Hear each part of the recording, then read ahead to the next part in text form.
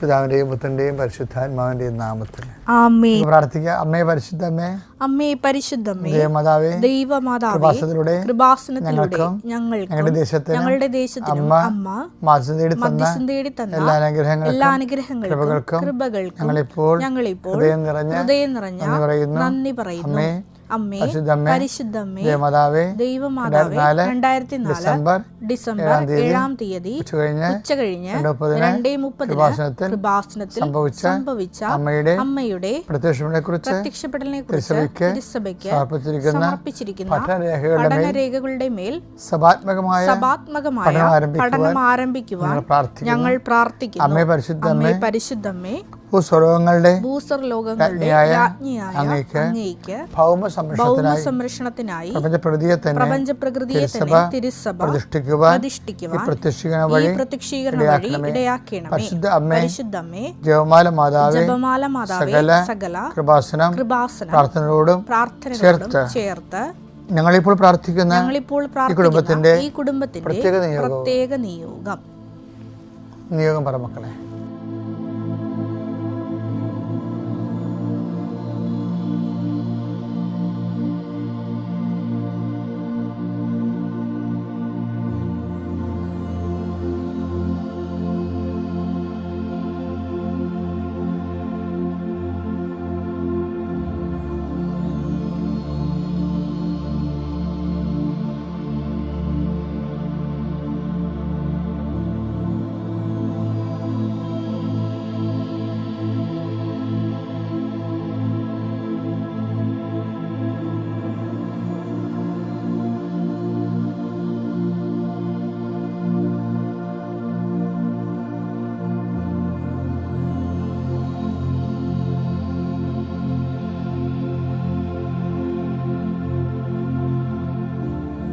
അമ്മയുടെ പ്രത്യക്ഷീകരണത്തിന്റെ ഈ അനുഗ്രഹവേളയിൽ ഞങ്ങൾക്ക് സാധിച്ചു തരുവാൻ വിശ്വാസ പ്രമാണം.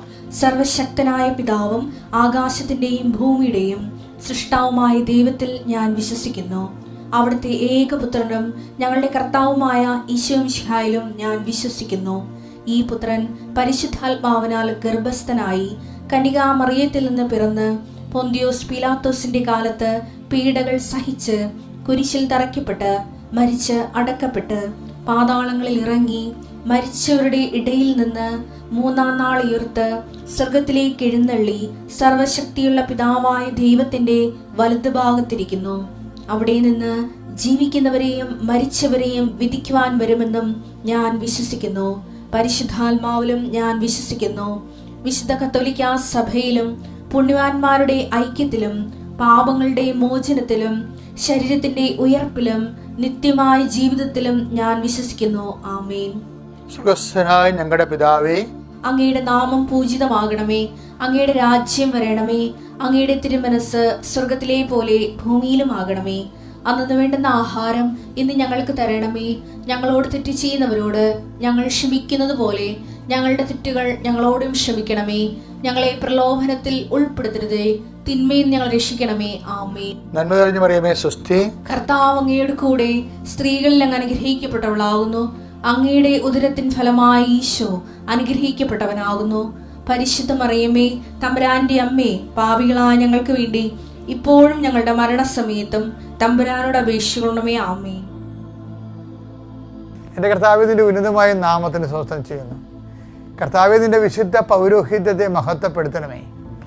കർത്താവെ, സഭയിലുള്ള സാന്നിധ്യം പ്രകടമാക്കണം. 39 വർഷം ഞാൻ അർപ്പിച്ച കൃപാനയുടെ യോഗ്യതയാൽ കൃപാസ്ഥാനത്താറെ ജീവനോടെ പ്രത്യക്ഷപ്പെട്ട പരിശുദ്ധ അമ്മയുടെ മാധ്യസ്ഥത്തിലെ ഇന്ന് അങ്ങയുടെ തിരുസന്നിധി പ്രാർത്ഥിച്ചുകൊണ്ട് പ്രത്യക്ഷീകരണ പ്രാർത്ഥന ചൊല്ലിക്കൊണ്ട് ഈ ശുശ്രൂഷ കൂടിക്കൊണ്ട് ഇറങ്ങുന്ന എല്ലാ മക്കൾക്കും ദൈവമേ, ഇന്നലത്തേക്കാൾ കൂടുതൽ സന്ധിപ്പും ഇന്നലത്തേക്കാൾ കൂടുതൽ വിടുതലും, ഇന്നലെ അവർ എന്ത് അവസ്ഥയിലാണ് അവസാനിച്ചത്, ഏത് വിഷയമാണ് നടക്കാതിരുന്നത്, ഏത് വിഷയമാണ് മാറ്റിവെക്കേണ്ടി വന്നത്, ഏത് വിഷയത്തിനാണ് ഒരു ഉത്തരം കിട്ടാവുന്നത്, ആ വിഷയങ്ങളെല്ലാം ഇന്നത്തെ ദിവസം ഈ വെള്ളിയാഴ്ച മാതാവിൻ്റെ മധ്യസ്ഥയിൽ പ്രത്യേകമായി ഏറ്റെടുത്തുകൊണ്ട് ഈ വീക്ക് അവസാനിക്കുന്നതിനുള്ളിൽ നിൻ്റെ ഹൃദയത്തിൽ സമാധാനം ലഭിക്കാൻ എൻ്റെ കർത്താവിൻ്റെ ഉന്നതമായ നാമത്തിൽ സഭയുടെ അധികാരത്തിൽ കുരിശിൻ്റെ അടയാളത്തിൽ നിൻ്റെ യാത്രകളെ ആസ്വദിക്കുന്നു, നിൻ്റെ സംസാരങ്ങളെ ആസ്വദിക്കുന്നു, നിൻ്റെ ഇടപാടുകളെ ആസ്വദിക്കുന്നു, നിൻ്റെ ഇടപഴകലുകളെ ആസ്വദിക്കുന്നു.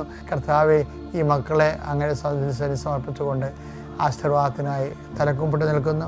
കർത്താവ്, അങ്ങയുടെ മക്കൾ ഇന്ന് കടന്നു പോകുന്ന എല്ലാ വഴികളിലും ഞാൻ നിനക്ക് മുമ്പ് എൻ്റെ ദൂതൻ അയക്കുമെന്ന് ആലോചിച്ച കർത്താവിൻ്റെ ദൂതൻ നിങ്ങളുടെ കൂടെ വരികയും ഓരോ ദിവസവും ഓരോ പുതിയ അനുഭവങ്ങളെ കൊണ്ട് കർത്താവെ പുതിയ സ്നേഹത്താൽ ഞങ്ങളെ അനുദിനം സ്നേഹിച്ചുയർത്തി വളർത്തുന്ന കർത്താവിൻ്റെ നാമത്തിന് സ്വസ്ഥം ചെയ്തുകൊണ്ട് എൻ്റെ കർത്താവിന് ഉന്നതമായ നാമത്തിൽ ഓരോ അനുഭവവും ഓരോ വിഷയവും നിനക്കൊരു ദൈവ അനുഭവമാകാൻ കർത്താവ് നിന്നെ സഹായിക്കട്ടെ. അതായത് പലപ്പോഴും എനിക്ക് പലപ്പോഴും തോന്നിയിട്ടുള്ളതേ, നമ്മുടെ ജീവിതത്തിലെ നമ്മുടെ പ്രശ്നങ്ങളിൽ നമ്മളെ കക്ഷിയാകും. അപ്പോൾ നമ്മൾക്ക് ഭയങ്കര പൊട്ടിത്തെറിയും മൂഡ് സ്വിങ്സും ഒക്കെ ഉണ്ടാകും. നമ്മുടെ പ്രശ്നത്തിൽ ദൈവത്തെ കക്ഷി ചേർക്കും. എന്ന് വെച്ചാൽ ആ പ്രശ്നവും ദൈവവചനവും തമ്മിൽ എന്തുമാത്രമാണ് ടാലി ആകണത്, സിങ്ക് ആകണമെന്ന് നോക്കിയിട്ട് മറിയത്തെ പോലെ ഹൃദയത്തിൽ സംഗ്രഹിച്ചുകൊണ്ടിരിക്കും. അതായത് വിഷയത്തിൽ കക്ഷിയല്ലാതിരിക്കാനുള്ള ഒരു നിലപാടാണ് മറിയോ എന്ന് പറയുന്നത്. എന്തെങ്കിലും ഇഷ്യൂസൊക്കെ ഡെവലപ്പ് ചെയ്ത് വരുമ്പോൾ അവരെ പെറ്റ് കിടക്കണേ, അവർ പെറ്റ് കിടക്കുകയാണ് ഇവിടെ പച്ചപ്പാതിലേക്ക്. 10 മനുഷ്യർ കാണാനില്ല. ബദ്രഹേമിൽ മഞ്ഞത്ത് വലിയ തുണി ആവശ്യത്തിന് മാത്രമേ ക്ലോത്ത് പോലും ഉള്ളൂ. അപ്പം അവിടെ കിടന്ന് ഇടയന്മാർ പ്രാകൃതന്മാരൊക്കെ വന്നിച്ച് പോകുമ്പോഴും ഇവർ പറഞ്ഞ ഹൃദയത്തിൽ സംഗ്രഹിച്ച വലിയ കഠോരമായ പ്രശ്നങ്ങളിലെ ആ പ്രശ്നങ്ങളിൽ അവർ കക്ഷിയല്ല. അതാണ് നമ്മുടെ പ്രശ്നങ്ങളെന്ന് പറയുന്നത് നമ്മൾ പ്രശ്നങ്ങളിൽ കക്ഷിയാകുന്നതുകൊണ്ടാണ്. അതെന്ത് അമ്മ എന്ത് ചെയ്തു? അപ്പം ഹൃദയത്തിൽ സംഗ്രഹിച്ചു. ആ ഭാഗം ഒന്ന് വായിച്ചേ, ലുക്കാന്റെ സുവിശേഷം 2:19. മറിയമാകട്ടെ ഇവയെല്ലാം ഹൃദയത്തിൽ സംഗ്രഹിച്ചു ഗാഢമായി ചിന്തിച്ചു കൊണ്ടിരുന്നു. അപ്പം ആ വിഷയത്തിൽ അവര് അല്ല അത് ഘടിപ്പിക്കണത്. എനിക്കിങ്ങനെയായല്ലോ, ഞാനിങ്ങനെ വഴിയേറി പ്രസവിക്കേണ്ടി വന്നല്ലോ, സമയത്ത് ഭക്ഷണം പോലും കിട്ടണില്ലല്ലോ, ഇങ്ങനെ അതിലല്ല സംഭവം. അവർ ഈ വിഷയം ഹൃദയം എന്ന് പറഞ്ഞാൽ എന്താണ്? ഹൃദയം ദൈവത്തിൻ്റെ സാന്നിധ്യമുള്ള ഇടമാണ് ഹൃദയം. അതാത് കാലത്തുണ്ടാകുന്ന പ്രശ്നങ്ങളെ നമ്മളതിൻ്റെ അകത്ത് കക്ഷി ചേർക്കുകയല്ല ചെയ്യണത്, വചനത്തെ കക്ഷി ചേർക്കുകയാണ് ചെയ്യണത്. വെച്ചാൽ ആ ഒരു എക്സ്പീരിയൻസ്, പെർട്ടിക്കുലർ എക്സ്പീരിയൻസിനെ ഇപ്പം വചനത്തിൽ എന്താണ് പറഞ്ഞിരിക്കുന്നത് അതുമായിട്ട് ഈ എക്സ്പീരിയൻസ് സിങ്ക് ചെയ്യുന്നുണ്ടെങ്കിൽ മറിയം ഓക്കെയാണ്. ഇപ്പോൾ തന്നെ എന്താണ് ഹൃദയത്തിൽ, ഇപ്പോൾ 2:19 എന്താ പറയണത്? ഹൃദയത്തിൽ സംഗ്രഹിച്ചെന്നല്ലേ പറയണത്. മറിയം ആ ഒരു ദൈന്യതയും ആ ഒരു ഓഫണ സിറ്റുവേഷനും അബാൻഡൻനെസ്സും ആ തള്ളിക്കളഞ്ഞ അവസ്ഥയെല്ലാം ഹൃദയത്തിലേക്ക് സംഗ്രഹിച്ചു. ഹൃദയം എന്താണ്? വചനത്തിൻ്റെ സ്രോതസ് കുടീരമാണ്. ഹൃദയത്തിൽ നമ്മൾ പഠിച്ചതും വായിച്ചതും കേട്ടതും ആ വചനങ്ങൾ അങ്ങനെ ഇരിക്കുകയല്ലേ. അതാ സങ്കീർത്തനം 40:8 എന്താ പറയണത്? ഹൃദയത്തിൻ്റെ വചനത്തെക്കുറിച്ച് പറയുന്നുണ്ട്. എൻ്റെ ദൈവമേ അങ്ങയുടെ ഹിതം നിറവേറ്റുകയാണ് എൻ്റെ സന്തോഷം. അതെ, എന്നെ കണ്ട സന്തോഷമായിട്ട് ആ വിഷയം ഹൃദയത്തിൽ സംഗ്രഹിക്കുന്നത് സന്തോഷമായിട്ട് മറിയത്തെ കൺവേർട്ട് ചെയ്തെടുക്കണം എന്ന് നോക്കി. എങ്ങനെ? എൻ്റെ സന്തോഷം. അടുത്ത വചനം എന്താ? അങ്ങയുടെ നിയമം, അങ്ങയുടെ വചനം എൻ്റെ ഹൃദയത്തിലുണ്ട്. വെച്ചാല് നമ്മൾ കേട്ടതും പറഞ്ഞതുമായിട്ടുള്ള വചനങ്ങള്, പഠിച്ച വചനങ്ങളെല്ലാം ഹൃദയത്തിലുണ്ടാവും. നമുക്കൊരു അനുഭവം ഉണ്ടാകുമ്പോൾ ആ വചനത്തിൽ അതിനെക്കുറിച്ച് എന്താ എഴുതിയിരിക്കുന്നത് വെച്ച് മറിയം അതിനെ സിങ്ക് ചെയ്ത് നോക്കും. അപ്പം ടാലി ആകണമെന്നുണ്ടെങ്കിൽ മറിയത്തിന് സന്തോഷം ഉണ്ടാവും. ഏറ്റവും ദൈന്യമായിട്ടുള്ള അവസ്ഥകളിൽ സന്തോഷം ഉണ്ടാകാൻ വേണ്ടി ഒരു മരിയൻ ടെക്നിക്കാണ്. എന്താ സംഭവം? ഹൃദയത്തിൽ സംഗ്രഹിക്കുക. മനസ്സിലായ? എന്നുവെച്ചാൽ നീ ഇപ്പം അനുഭവിച്ചുകൊണ്ടിരിക്കുന്ന വിഷയത്തെക്കുറിച്ച് വചനം എന്ത് പറയുന്നു? വചനം പറയുന്നത് നീ അനുഭവിക്കുന്നത് തമ്മിൽ ഒക്കെയാണെങ്കിൽ ദൈവം ഒക്കെയാണ്, നീ ഒക്കെയാണ്. അത് ദൈവത്തിൻ്റെ ഇഷ്ടത്തിന് നീ കീഴ്പ്പെടുന്നതനുസരിച്ച് കൊണ്ട് ഞാൻ നേരത്തെ ദിവസങ്ങളിൽ പറഞ്ഞിട്ടുള്ള ക്രോണോളജിക്കൽ ഗ്രോത്ത് ആനുപാതികമായിട്ട് ഫെയ്ത്ത് ഗ്രോത്ത്, വിശ്വാസ വളർച്ച ഉണ്ടാകും. ഓക്കെ അല്ലേ? Thank you.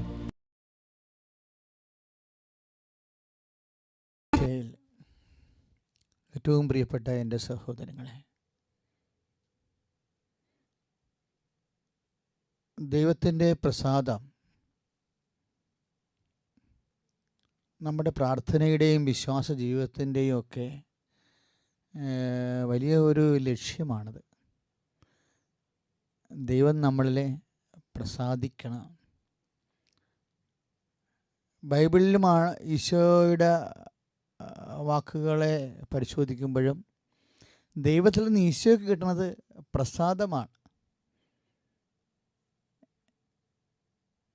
ഇവനെൻ്റെ പ്രിയപുത്രനാകുന്നു, ഇവനിൽ ഞാൻ എത്രയും പ്രസാദിച്ചിരിക്കുന്നു എന്ന് പറയുന്ന ജ്ഞാനസ്നാന വചനത്തോട് ബന്ധപ്പെട്ടാണ്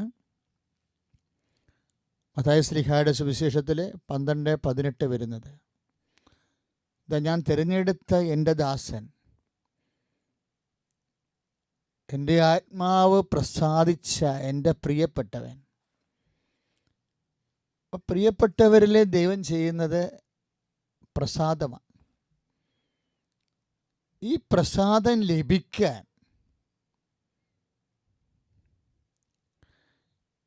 ഈശോ ചെയ്ത ഒരു മെത്തേഡുണ്ട്, രീതിയുണ്ട്. അത് സ്വാഭാവികമായി ചെയ്യാവുന്നതിനേക്കാൾ ഉയർന്ന നിലവാരമുള്ള സമർപ്പണമാണ് ഈശോ ചെയ്ത ഒരു മെത്തേഡ്. അഥവാ അത് മെത്തേഡെന്ന് പറയാൻ പാടില്ലെങ്കിലും ഈശോയ്ക്ക് സംഭവിച്ചതിൻ്റെ തത്വം അതാണ്. എന്താണ്? മുറപ്രകാരമുള്ള ഹനനയാഗങ്ങളിലെ, സാധാരണ യാഗങ്ങളിലെ, ഹോമയാഗങ്ങളിലെ ദൈവം സംപ്രീതനായില്ല. അപ്പോൾ ഞാൻ പറഞ്ഞു, പിതാവേ, അങ്ങയുടെ ഇഷ്ടം നിറവേറ്റുകയാണ് എൻ്റെ സന്തോഷം. ദൈവത്തിൻ്റെ ഇഷ്ടം നിറവേറ്റുകയാണ് എൻ്റെ സന്തോഷമെന്ന് പറയുമ്പോൾ അത് സന്തോഷമല്ല, സങ്കടമാണ്. ദൈവത്തിൻ്റെ ഇഷ്ടം ഈശോ നിറവേറ്റിയപ്പോഴല്ലേ ഈശോ ചോര വിയർക്കേണ്ടി വന്നത്. അപ്പം അത് സങ്കടമല്ലേ? പക്ഷേ ഈശോ സന്തോഷം എന്നാ വിളിക്കണം. അപ്പോൾ ചോര വിയർക്കുന്ന ഓരോ സിറ്റുവേഷനും ദൈവത്തിൻ്റെ ഇഷ്ടമായിട്ട് നമ്മൾ കൺവേർട്ട് ചെയ്താൽ നമ്മുടെ സങ്കടങ്ങൾ സന്തോഷമായി മാറും. അത് നമ്മൾ യോഹന്നാൻ്റെ 16-ാം അധ്യായമൊക്കെ വായിക്കുമ്പോൾ, അല്പസമയം കഴിഞ്ഞാൽ നിങ്ങൾ എന്നെ കാണുകയില്ല, വീണ്ടും അല്പസമയം കഴിഞ്ഞാൽ നിങ്ങൾ എന്നെ കാണും, സത്യസത്യമായി ഞാൻ നിങ്ങൾ പറയുന്നു, നിങ്ങൾ കരയുകയും വിലപിക്കുകയും ചെയ്യും, എന്നാൽ നിങ്ങളുടെ സങ്കടം സന്തോഷമായി മാറുമെന്ന്. അതായത് പലപ്പോഴും ഒരു ദൈവത്തിൻ്റെ ഇഷ്ടമായിട്ടൊരു വിഷയത്തെ കൺവേർട്ട് ചെയ്യുമ്പോൾ, കർത്താവിൻ്റെ ഇഷ്ടമാണെങ്കിൽ, ഇപ്പം ഈശോ പറയുന്ന പ്രാർത്ഥന എന്താണ്? കർത്താവേ, പിതാവേ, അങ്ങയ്ക്ക് ഇഷ്ടമാണെങ്കിൽ പാനപാത്രം എന്നെ കടന്നു പോകട്ടെ, അല്ലെങ്കിൽ ഇഷ്ടമല്ലെങ്കിൽ, അങ്ങയ്ക്ക് ഇഷ്ടമല്ലെങ്കിൽ അങ്ങയുടെ ഇഷ്ടം നിറവേറട്ടെ. അപ്പം ചില കാര്യങ്ങളെ കടന്നു പോകത്തില്ല. ചില സങ്കടങ്ങൾ നമ്മുടെ കൂടപ്പിറപ്പ് പോലെ മാറ്റാവുന്ന ദുഃഖങ്ങളുണ്ട്, മാറ്റാൻ പറ്റാത്ത ദുഃഖങ്ങളുണ്ട്. അതായത് മാറ്റാൻ പറ്റാത്ത എല്ലാ ക്ലേശങ്ങളിലും നിത്യജീവൻ ഇരിക്കുന്നുണ്ട്. അത് മാറ്റാൻ പറ്റാത്ത ക്ലേശങ്ങളെ കുരിശായിട്ടും കുരിശിനെ ദൈവഹിതമായിട്ടും സ്വീകരിക്കാനാണ് ഈശോ ഗെത്സെമനി വെച്ച് അവസാന പ്രബോധനം നൽകണത്. ഈശോയ്ക്ക് ചില ജീവിതത്തിൻ്റെ കുരിശ് മാറ്റാൻ പറ്റാതിരുന്ന കാരണം സ്വർഗസ്ഥനായ പിതാവേ എന്നുള്ള പ്രാർത്ഥനയാക്കി ഈശോ അതിനെ കൺവേർട്ട് ചെയ്ത്, അങ്ങയുടെ നാമം പൂജിതമാകണമേ, അങ്ങയുടെ രാജ്യം വരണമേ, അങ്ങയുടെ തിരുമനസ് സ്വർഗത്തിലെ പോലെ ഭൂമിയിലുമാകണമേ എന്ന് ഈശോ പ്രാർത്ഥിച്ചു. അപ്പോസ്തലന്മാർ എപ്പോഴും പറയുമായിരുന്നു, കർത്താവ് ഞങ്ങളെ പ്രാർത്ഥിക്കാൻ പഠിപ്പിക്കണമേ എന്ന്. നമ്മൾ സ്വർഗസ്ഥനായ പിതാവേ എന്നുള്ള പ്രാർത്ഥന ദൈവം നമ്മളെയും പഠിപ്പിക്കുന്നുണ്ട്. എങ്ങനെയാണ് ദൈവം നമ്മളെ പഠിപ്പിക്കുന്നത്? മാറ്റാൻ പറ്റാത്ത പ്രയാസങ്ങൾ നമുക്ക് നൽകി അത് ദൈവനാമത്തിൽ എടുക്കാൻ വേണ്ടി വിശ്വാസ പരിശീലനം നൽകുമ്പോൾ ആ പ്രാർത്ഥന ദൈവം നമ്മളെയും പഠിപ്പിക്കുക. അപ്പോഴങ്ങനെ മാറ്റാൻ പറ്റാത്ത സകല സാഹചര്യങ്ങളെ സ്വർഗസ്ഥനായ പിതാവ് അപ്പോസ്തലന്മാരെ ഈശോ പഠിപ്പിച്ച പോലെ നമ്മളെയും പഠിപ്പിക്കുകയാണെന്ന് മനസ്സിലാക്കിയാൽ, ആ മനസ്സിലാക്കുന്ന സമയത്ത് വെച്ച് നീ കർത്താവിൻ്റെ അപ്പോസ്തലനായി മാറും. കർത്താവിൻ്റെ അപ്പോസ്തലനെ ശുദ്ധീകരണ സ്ഥലമില്ല, അവൻ വിശുദ്ധനാണ്. നിങ്ങൾക്ക് മാറ്റാനാവാത്ത ചില ക്ലേശങ്ങളിലൂടെ കടന്നു പോകുന്നതിനാകാം. നിങ്ങളവർക്കും നിങ്ങളുടെ ആൻറ്റിയുടെ മക്കൾക്ക് അതില്ലല്ലോ, അനിയത്തിയുടെ മക്കൾക്ക് അത് ഈ അസുഖമില്ലല്ലോ, എൻ്റെ മക്കൾക്ക് മാത്രമാണല്ലോ ഈ അസുഖം, അല്ലെങ്കിൽ എനിക്ക് മാത്രമാണല്ലോ ഇത്തരം ക്ലേശം, ഞാനാണല്ലോ ദൈവത്തോട് ഏറ്റവും അടുത്ത് നിൽക്കുന്നത് എന്നൊക്കെ ചിന്തിക്കും. അപ്പോഴും നമുക്കൊരു എത്തും പിടിയും ഉത്തരവും കിട്ടത്തില്ല. ഇപ്പം നിനക്ക് ഉത്തരമായിരിക്കുകയാണ്. എന്താണ് നിൻ്റെ ഉത്തരം? നിത്യജീവൻ നിനക്ക് ഉറപ്പായിരിക്കുന്നുവെന്ന്. അതുകൊണ്ട് എൻ്റെ ദൈവവേദലെ മാറ്റാൻ പറ്റാത്തത് എല്ലാത്തിനെയും ഈശോ കുരിശെന്ന് വിളിച്ച് ദൈവത്തിൻ്റെ ഹിതമായിട്ട് അത് സ്വീകരിച്ചെങ്കിൽ, മാറ്റാൻ പറ്റാത്ത പ്രകാശമാണ് നിൻ്റെ ജീവിതത്തിലുണ്ടെങ്കിൽ ഈ നിമിഷം അത് നീ ദൈവത്തിൻ്റെ ഹിതമായിട്ട് തിരിച്ചറിയുക മാത്രമല്ല, അത് നിത്യജീവൻ ഉറപ്പ് വരുത്തിക്കൊണ്ട് ഈ ഭൂമിയിൽ നീ ഫുൾ എമൗണ്ട് പേ ചെയ്തിരിക്കുന്ന അഡ്വാൻസ് അല്ല. നമ്മുടെ ജ്ഞാനസ്ഥാനമൊക്കെ നിത്യജീവൻ്റെ അഡ്വാൻസാണ്. ജ്ഞാനസ്ഥാനത്തെക്കുറിച്ച് പറഞ്ഞത് എന്താണ്? ഇറ്റ്സ് ആൻ അഡ്വാൻസ്, അച്ചാരമാണത്. എന്താണ് അച്ചാരം എന്ന് പറയുന്നത്? ഉത്ഭവദോഷം നീക്കി, കർമ്മദോഷം ഉണ്ടെങ്കിൽ അത് നീക്കി നമ്മളെ ക്രൈസ്തവരും ദൈവത്തിൻ്റെ മക്കളുമാക്കി തീർക്കുന്ന കൂദാശയാണ് ജ്ഞാനസ്ഥാനമെങ്കിൽ ആ ജ്ഞാനസ്ഥാനം എന്ന് പറയുന്നത് ദൈവശാസ്ത്രപരമായിട്ട് അതൊരു അഡ്വാൻസാണ്. വെള്ളം അതിലുപയോഗിക്കുന്നത് സഹനത്തിൻ്റെ പ്രതീകമാണ്, യേശുവിൻ്റെ മരണത്തിൻ്റെ പ്രതീകമാണ്. യേശു ക്രിസ്തുവിന് വേണ്ടി ജീവിച്ച് മരിച്ച് സഹനം അനുഭവിച്ച് അത് യേശുവിൻ്റെ നാമത്തിന് വേണ്ടി സഹിച്ച് നമ്മളെ ആത്മാവിനെ ശുദ്ധീകരിച്ച് ആ യേശു ക്രിസ്തുവിനെ വീണ്ടെടുത്ത നിത്യജീവനിൽ പങ്കാളികളാക്കുന്നതിന് വേണ്ടിയാണ് നമ്മൾ ജ്ഞാനസ്ഥാനത്തെ വെള്ളത്തിൽ മുക്കിപ്പോക്കുന്നത്. ആ വെള്ളത്തിൽ മുക്കിപ്പൊക്കുന്നത് ഇങ്ങനെ ജീവിത അവസാനം വരെ ദൈവം ചെയ്യുന്നുണ്ട്. എനിക്കൊരു ജ്ഞാനസ്ഥാനം സ്വീകരിക്കാനുണ്ടെന്ന് ലൂക്ക 12:50 പറയുമ്പോൾ ഈശോ ജ്ഞാനസ്ഥാനം ഈശോൻ്റെ കുരിശുമരണമാണെങ്കിൽ എല്ലാ സഹനത്തെയും ഈശോ ജ്ഞാനസ്ഥാനം എന്നാണ് വിളിക്കണമെന്നുണ്ടെങ്കിൽ നമുക്കറിയാം എല്ലാ സഹനത്തിലൂടെയും ആത്മാവിനെ ദൈവം ശുദ്ധീകരിച്ചിരിക്കുന്നത്. ചില ആൾക്കാർ വെള്ളത്തിൽ തന്നെയാണ്, അവർക്ക് കുറച്ച് ഇടവേളകൾ കിട്ടാറുള്ളൂ. നിത്യമായി ശുദ്ധീകരിച്ചുകൊണ്ടിരിക്കുകയാണെങ്കിൽ അത് ദൈവഹിതമായി തിരിച്ചറിഞ്ഞു കഴിഞ്ഞാൽ നിനക്ക് നിത്യത അഡ്വാൻസ് അല്ല, നിങ്ങൾ ഫുൾ എമൗണ്ടാണ് കൊടുത്തിരിക്കുന്നത്. അത് ഒരു വെളിപാട് പോലെ ഇപ്പോഴും നീ തിരിച്ചറിയണം. നിനക്ക് പലർക്കും അതായത് 95% ആൾക്കാർക്ക് ജ്ഞാനസ്ഥാനം പോലെയുള്ള സഹന സാഹചര്യങ്ങൾ അഡ്വാൻസ് ആകുമ്പോൾ ദൈവത്തിനെ മാറ്റാൻ പറ്റാത്ത ദൈവത്തിന് സഹനങ്ങൾ അനുഭവിക്കണം. നീ അത് യേശുക്രിസ്തുവിനെ പോലെ ദൈവത്തിൻ്റെ ഹിതമായി കുരിശ് ഏറ്റെടുക്കുമ്പോൾ ജീവിതകാലം മുഴുവൻ നീ അനുഭവിക്കേണ്ടി വരുമ്പോൾ അത് നീ ഫുൾ എമൗണ്ട് നീ പേ ചെയ്യുകയാണ്. ദൈവരാജ്യത്തിൻ്റെ ഉടമസ്ഥയായി നീ മാറിയിരിക്കുന്നു. നീ സഹനങ്ങളിരിക്കുന്ന മക്കളെ ഈ നിമിഷം തന്നെ സന്തോഷിച്ചുകൊണ്ട്, ഞാൻ ആദ്യം പറഞ്ഞ പ്രസാദം മാത്രമല്ല, ഈ നിമിഷം മുതൽ നിത്യപ്രസാദത്തിലേക്ക് നീ കരകയറിയിരിക്കുകയാണ്. ദൈവത്തിന് സ്തോത്രം ചെയ്യാം. കർത്താവ് അനീതി നിന്നോട് ചെയ്തിട്ടില്ല, നിന്നോട് വലിയ സ്നേഹവും കാരുണ്യമാണ് പ്രദർശിപ്പിക്കുന്നത് ഈ സഹന സാഹചര്യത്തിലൂടെ. നല്ലവനായ ഈശോയെ, അങ്ങയുടെ മക്കൾക്ക് ഇപ്പം നൽകിയിട്ടുള്ള ഉൾക്കാഴ്ചകൾ, അവർക്കിപ്പോൾ അനുഭവിച്ചുകൊണ്ടിരിക്കുന്ന സഹന സാഹചര്യങ്ങളെ അതിജീവിക്കാനുള്ള ആത്മകരുത്ത് ആത്മശക്തിയായി അഭിഷേകം ചെയ്യണമെന്ന് പ്രാർത്ഥിക്കുന്നു.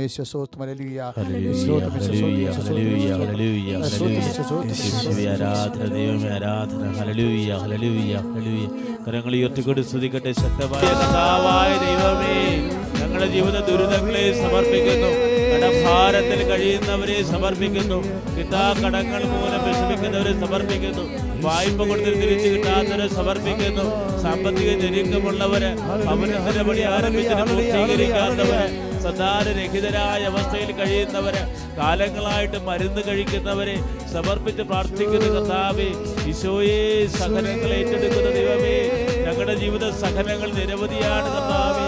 എണ്ണിയാൽ തീരാത്ത സഹനത്തിലൂടെ ഞങ്ങൾ കടന്നു പോകുന്ന കർത്താവേ, ശക്തി നൽകണമേ. ഈശോയെ സമർപ്പിക്കുന്ന കർത്താവേ. Hallelujah, hallelujah, hallelujah, hallelujah.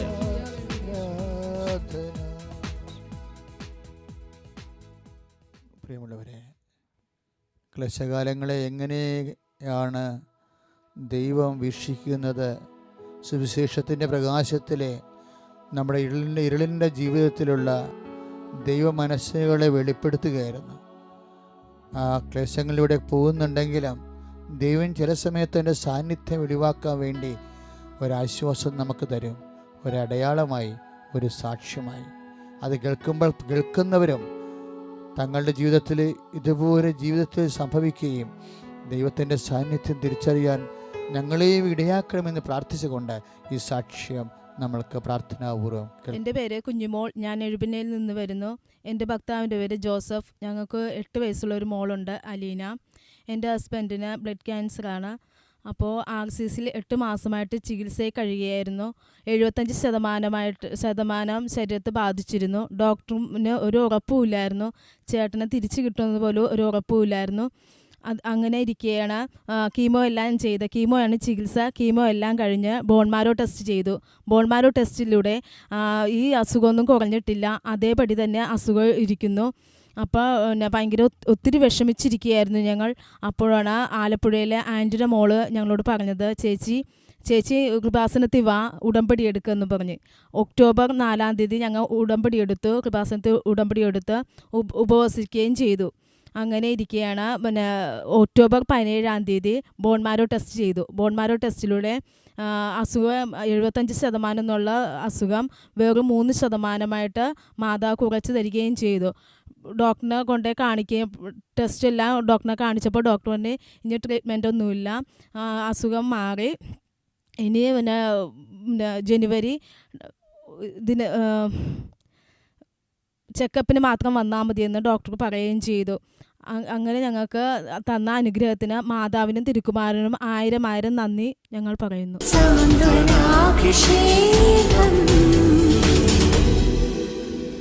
പ്രിയപ്പെട്ടവരെ, നമ്മൾ വലിയൊരു സാക്ഷ്യമാണ് കേട്ടത്. ഇങ്ങനെ ഈ ശുശ്രൂഷയിൽ അനേകം സാക്ഷ്യങ്ങൾ നമ്മൾ കേൾക്കും.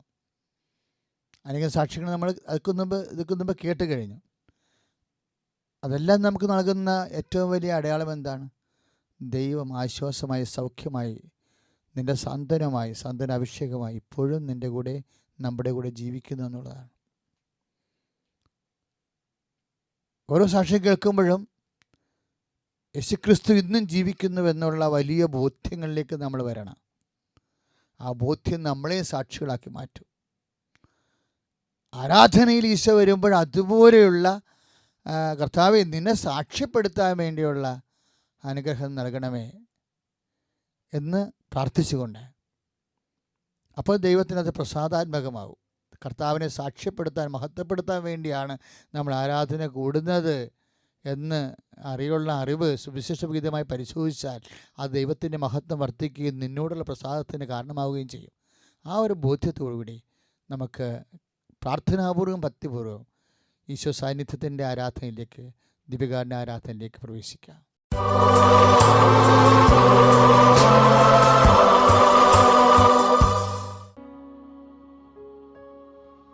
പരിശുദ്ധ പരമ ദിവ്യകാരുണ്യ ഈശോയ്ക്ക് എന്നേരവും ആരാധനയും സ്തുതിയും പുകഴ്ചയും ഉണ്ടായിരിക്കട്ടെ. പരിശുദ്ധ പരമ ദിവ്യകാരുണ്യ ഈശോയ്ക്ക് എന്നേരവും ആരാധനയും സ്തുതിയും പുകഴ്ചയും ഉണ്ടായിരിക്കട്ടെ. പരിശുദ്ധ പരമ ദിവ്യകാരുണ്യ ഈശോയ്ക്ക് എന്നേരവും ആരാധനയും സ്തുതിയും പുകഴ്ചയും ഉണ്ടായിരിക്കട്ടെ. നല്ലവനായ ഈശോയെ, നിന്റെ ഉന്നതമായ നാമത്തിന് സ്തോത്രം ചെയ്യുന്നു. കർത്താവേ, ഈ ആരാധനയെ ആശ്രയിച്ചുകൊണ്ട് സാന്ത്വനാഭിഷേകത്തിലെ അങ്ങയുടെ സാന്നിധ്യത്തിൻ്റെ ആരാധനയിൽ നോക്കിപ്പാർത്തുകൊണ്ട് അനേകം മക്കൾ കർത്താവേ വിവിധ രാജ്യങ്ങളിലെ ഈ ആരാധന കൂടുകയാണ്. ദൈവമേ, അവരെല്ലാം ഞങ്ങളിപ്പോൾ മനസ്സിൽ ഓർക്കുന്നു. ഇപ്പോഴ് കർത്താവ് ഈ ആരാധനയിൽ പങ്കെടുക്കുന്ന ഓരോരുത്തരെയും ഇപ്പോഴും ഞങ്ങളെ ഈ ആൾത്താറയിൽ ഇപ്പോൾ ഓർത്ത് പ്രാർത്ഥിക്കാൻ. ഈശോ, ഞങ്ങൾ ഭൂമിയിലെ അനാഥരും പരിത്യക്തരുമാണെന്ന് കർത്താവേ എബ്രായ ലേഖനത്തിൻ്റെ കർത്താവ് വിശ്വാസത്തിൽ എപ്പോഴും അനുസ്മരിപ്പിക്കുന്നത് ഞങ്ങളിപ്പോൾ പ്രാർത്ഥനയാക്കി അങ്ങയുടെ തിരുസന്നിധിയിൽ സമർപ്പിക്കുകയാണ്. ഞങ്ങൾ അനാഥരാണ്. ഈ ഭൂമിയിൽ ഞങ്ങൾ അനാഥരെപ്പോലെ ജീവിക്കുന്നത് കർത്താവെ നിന്നെ ഓർത്തിട്ടാണ്. നിന്റെ വചനങ്ങൾ പാലിച്ച് സാക്ഷികളായി ജീവിക്കുന്ന അനേകായിരങ്ങൾ ഇന്ന് സഭയുടെ സമ്പത്താണ്.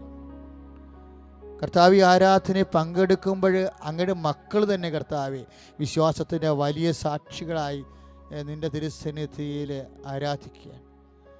കർത്താവെ, എങ്കിലും കർത്താവെ അവരെ ആശ്വസിപ്പിക്കണമേ. ധ്യാന ശുശ്രൂഷയിൽ ഞങ്ങൾ കേട്ടതുപോലെ ഇടക്കും തലക്കും കർത്താവെ നിൻ്റെ സാന്നിധ്യം സൗഖ്യമായി അടയാളപ്പെടുത്തപ്പെടുമ്പോൾ ഞങ്ങളുടെ വഴിയാത്രയിൽ നീ ഇടക്ക് സഹയാത്രികനായി ഞങ്ങളെ കരഗ്രഹിച്ച് നടക്കുന്ന പോലെയുള്ള ഒരു ഉറപ്പാണ് കർത്താവെ ഞങ്ങൾ ആന്തരികമായി അനുഭവിച്ചിട്ടുള്ളത്. ഇപ്പോഴനുഭവിക്കാൻ കൊതിക്കണം അത് തന്നെയാണ് ഈശോയെ. ഇപ്പോഴാരാധനയിൽ പങ്കെടുക്കുന്ന കുടുംബങ്ങളെ നീ സ്പർശിക്കണേ കർത്താവെ. ജോലിയില്ലാത്തവർ കർത്താവെ, കുടുംബത്തിന് വരുമാന മാർഗമില്ലാത്തവർ കർത്താവെ, ഈ കുടുംബത്തിൽ കർത്താവെ കണ്ണുനീരോടെ പ്രാർത്ഥിക്കുന്നുണ്ട് കർത്താവെ. കൃപാസനത്തിൻ്റെ മുഴുവനായ ആരാധനകൾ, ഇവിടെ നടക്കുന്ന അനേക കാര്യങ്ങൾ പങ്കെടുക്കുന്ന പല പല ധ്യാനങ്ങളുടെ മധ്യസ്ഥ പ്രാർത്ഥനകൾ, ഉടമ്പടി പ്രാർത്ഥനകളുടെയും അഖണ്ഡ ജപമാലയുടെയും ആധാരങ്ങൾ, അതുപോലെ തന്നെ കർത്താവെ ഞങ്ങളുടെ മരിയൻ കൃപാഭിഷേക ധ്യാനം, അവിടെയെല്ലാം പങ്കെടുക്കുന്നവരുടെ മധ്യസ്ഥ പ്രാർത്ഥനയോട് ചേർത്ത് ഈ ആരാധനയിൽ കർത്താവെ എല്ലാ കുടുംബങ്ങൾക്കും വേണ്ടി ഞങ്ങൾ പ്രാർത്ഥിക്കുകയാണ്.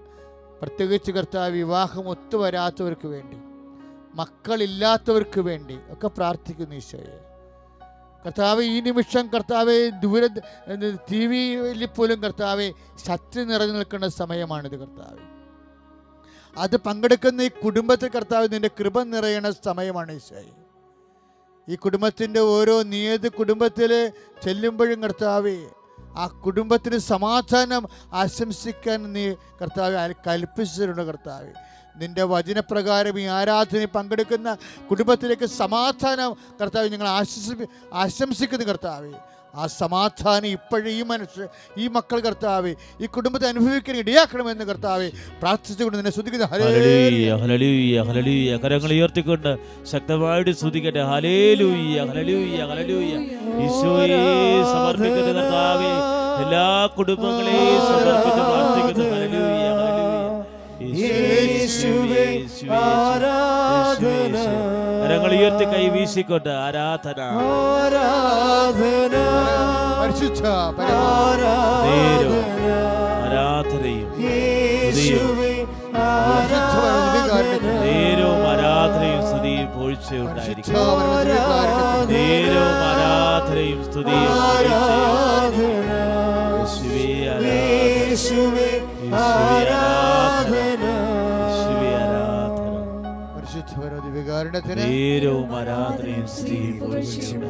നല്ലവനായ ഈശോയെ കർത്താവേ, കിടപ്പ് രോഗികള്, മാരകമായ രോഗങ്ങളാൽ അകപ്പെട്ടിരിക്കുന്നവര്, ജീവിതകാലം മുഴുവൻ മരുന്ന് കഴിക്കണമെന്ന് പറഞ്ഞിരിക്കുന്നവര്, ആ മരുന്ന് വാങ്ങാൻ പണമില്ലാത്തവര്, കർത്താവ് മരുന്ന് വാങ്ങിക്കൊടുക്കാൻ ഇല്ലാത്തവര്, അതിൻ്റെ പേരിൽ കർത്താവെ മാനസികമായ പീഡകൾ അനുഭവിക്കുന്നവരുണ്ട് ഈശോയെ.